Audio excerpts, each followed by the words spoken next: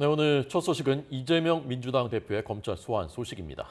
이 대표가 대선 기간 불거진 주요 의혹으로 검찰에 나와서 직접 조사를 받는 건 오늘이 처음인데요. 어떤 입장을 낼지 주목되고 있습니다. 현장에 YTN 취재기자 나가 있습니다. 송재인 기자.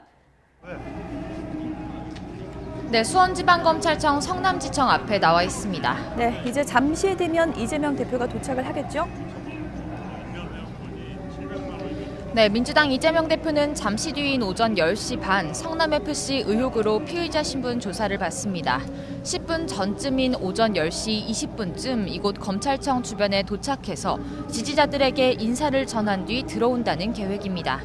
실제 오늘 이 대표 조사가 예정된 이곳 검찰청 주변에는 아침부터 지지자들과 보수단체 집회가 나란히 열리고 있습니다.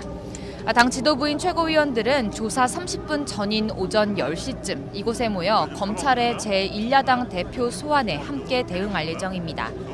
이 대표는 당 지도부와 함께 포토라인에 서서 입장을 밝힌다는 방침인데요. 이 대표가 대선 기간 불거진 주요 의혹으로 검찰 소환에 응한 건 이번이 처음인 만큼 검찰 수사 전반에 대한 입장을 낼 것으로 전망됩니다. 네, 벌써 현장에 많은 사람들이 와 있습니다. 저희가 생중계로 이재명 대표 출석할 때 전해드릴 계획입니다. 오늘 어떤 부분 조사하게 되는 것인지 자세히 설명해 주시죠.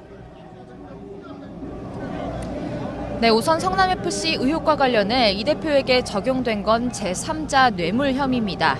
이 대표가 성남시장으로 있던 지난 2014년부터 2018년 사이 관내 기업 6곳의 민원을 해결해주는 대가로 자신이 구단주로 있는 성남FC 후원을 요구해서 모두 160억여 원을 내게 했다는 혐의입니다. 이 대표 혐의의 핵심 쟁점은 이 대표가 기업들에서 부정한 청탁을 받고 대가성 뇌물격으로 성남FC 후원을 요구했는지 여부입니다.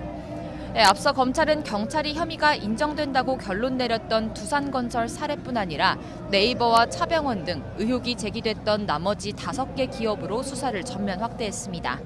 네이버 압수수색 과정에서 확보한 성남시에 제기할 민원 문건이나 성남FC 광고를 요구받았다는 기업 관계자들의 진술을 부정한 청탁을 입증할 증거 정황이라고 보고 오늘 조사에서 이 대표를 압박할 전망입니다. 이에 대해 이 대표는 기업들이 홍보 효과를 얻기 위해 성남FC와 적법한 계약을 맺고 광고비를 낸 거라고 반박할 것으로 보입니다. 이와 함께 민원 해결과 후원 유치를 통해 이 대표가 노렸던 목적, 즉 동기와 관련해서도 양측은 팽팽히 맞설 것으로 예상되는데요.